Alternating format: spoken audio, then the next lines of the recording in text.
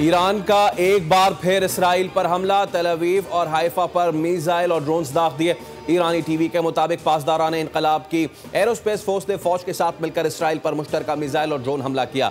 Israeli जारियत ने Iran को मजबूर कर दिया है कि वो अपनी कौम और मुल्क के दिफा में यह हमले जारी रखे और सहूनी मुजरिमों पर कारी ज़रब लगाए।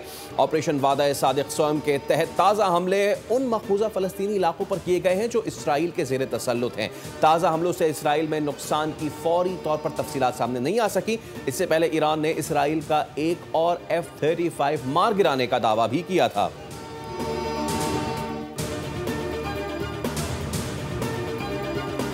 इसराइली हमलों में साथ देने वाले नताइज का सामना करने के लिए तैयार रहें। ईरान ने अक़वाम मुत्तहिदा की सलामती काउंसिल को खबरदार कर दिया। कहा इसराइल का साथ देने वाले भी कानूनी तौर पर इन हमलों के जिम्मेदार होंगे।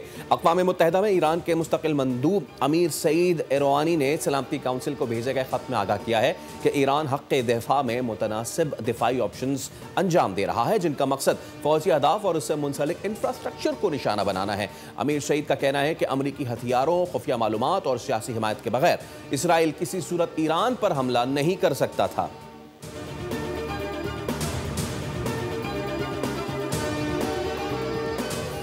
ट्रंप ने ईरानी शहरियों को तेहरान खाली करने की वार्निंग दे दी। सोशल मीडिया पैगाम में सदर ट्रंप ने कहा कि ईरान को खबरदार किया था कि न्यूक्लियर डील पर दस्तखत कर दें। उन्हें ऐसा करना चाहिए था।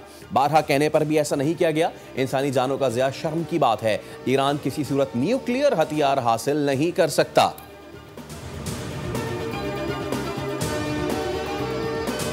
और पाकिस्तान का नफरत अंगेज तकारीर के खिलाफ अक़वाम मुत्तहिदा से अमली इक़दाम का मुतालबा। अक़वाम मुत्तहिदा में पाकिस्तानी मंदूब आसिम इफ्तिखार का इजलास से खिताब। कहा नफरत अंगेज बयानिए आलमी अमन के लिए खतरा हैं। इस्लामोफोबिया में इजाफा इंतहाई तशवीशनाक है।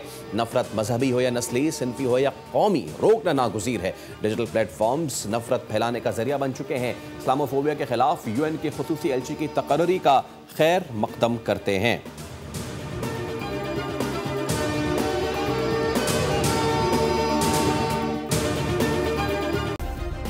सब्सक्राइब करें और बेल दबाएं ताकि कोई खबर रह न जाए।